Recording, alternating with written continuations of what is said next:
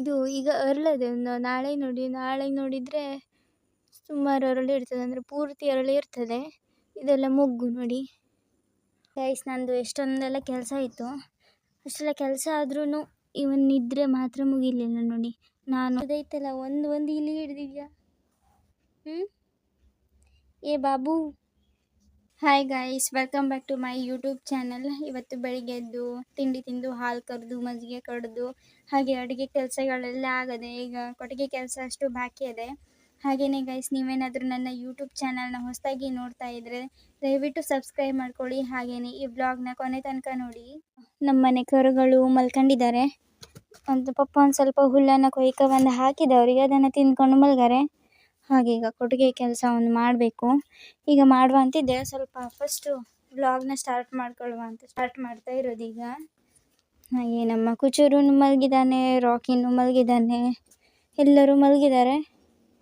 So ಈಗ ನನ್ನ ಕೆಲಸ ಅಷ್ಟಾಗಬೇಕು. ಅದೊಂದು ಕೆಲಸ ಆದರೆ ಇವತ್ತಿಂದು ಕೆಲಸ ದೊಡ್ಡ ಕೆಲಸ ಮುಗಿದಂಗೆಯ. ಈಗ ಕೊಟ್ಟಿಗೆ ಕೆಲಸ ಒಂದು ಮಾಡುವ, ಆಮೇಲೆ ನಿಮಗೆ ವಿಡಿಯೋದಲ್ಲಿ ಸಿಗ್ತೆ ಗೈಸ್. ಕೊಟ್ಟಿಗೆನ ಕ್ಲೀನ್ ಮಾಡಿ ಕರುಗಳಿಗೆ ಒಂದು ಸ್ವಲ್ಪ ಹುಲ್ಲನ್ನು ಹಾಕಿ ಅವುಗಳು ತಿಂದು ಹಾಗೆ ಮಲಗಿದ್ದಾರೆ ನೋಡಿ. ಎಷ್ಟು ಚೆಂದ ಮಾಡಿ. ನಮ್ಮ ವಾಣಿ ನೋಡಿ, ನಂದಿನಿ ನೋಡಿ, ಯಾವುದೋ ದನ ಕೂಗ್ತದಲ್ಲ ಹೊರಗಡೆ, ಅದನ್ನೇ ನೋಡ್ತಾ ಇದೆ. ಹಾಗೆ ನೋಡಿ ಗೈಸ್, ಕೊಟ್ಟಿಗೆ ಎಲ್ಲ ಫುಲ್ ಕ್ಲೀನ್ ಮಾಡಿ ಇಟ್ಟಿದ್ದೆ ನಾನು.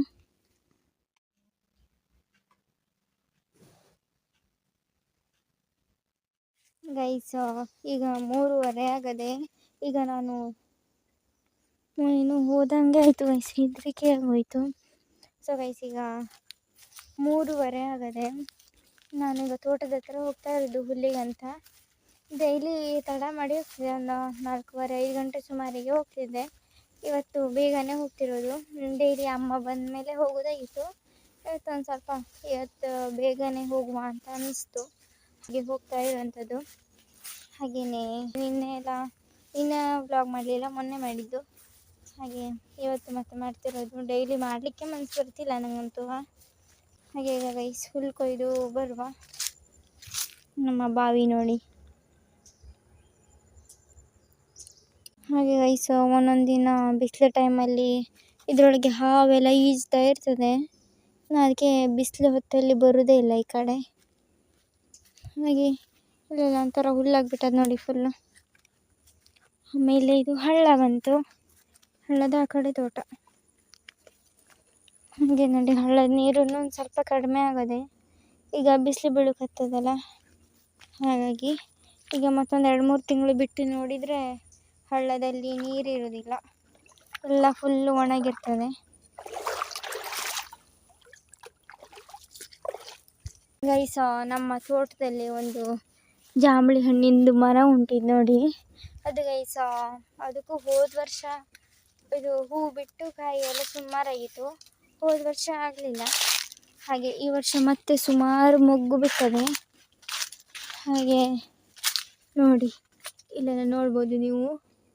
ಇದು ಈಗ ಅರಳದೆ, ಒಂದು ನಾಳೆ ನೋಡಿದರೆ ಸುಮಾರು ಅರಳಿರ್ತದೆ, ಅಂದರೆ ಪೂರ್ತಿ ಅರಳಿರ್ತದೆ. ಇದೆಲ್ಲ ಮೊಗ್ಗು ನೋಡಿ. ಹೋದ ವರ್ಷ ಗೈಸ ಒಂದು 4 ಕೆನೆ ಆಗಿತ್ತು ಕಾಯಿ.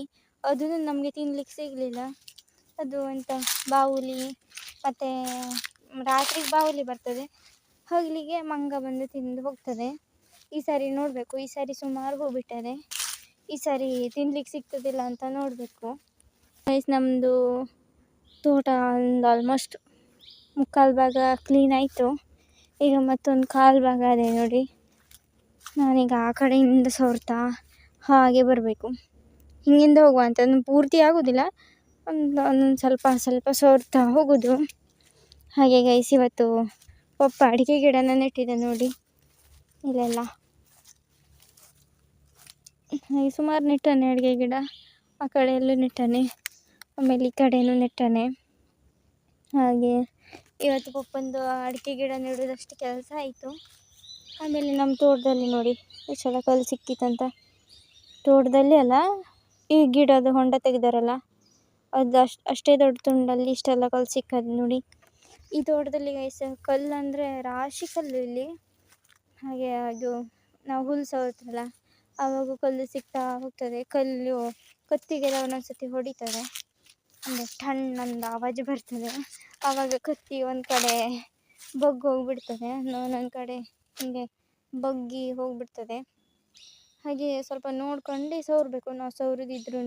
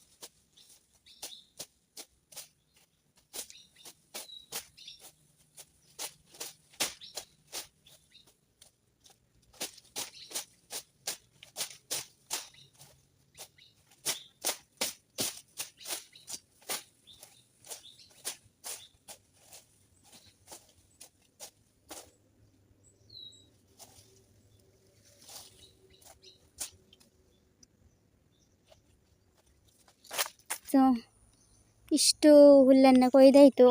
ಇದರೊಳಗೆ ಫುಲ್ ಹುಲ್ಲಿಲ್ಲ, ಮತ್ತು ಅದೊಂಥರ ಸೊಪ್ಪು ಥರದದ್ದೇ ಇದೆ ನೋಡಿ, ಈ ಥರ ಸೊಪ್ಪೆಲ್ಲ ಅದೇ.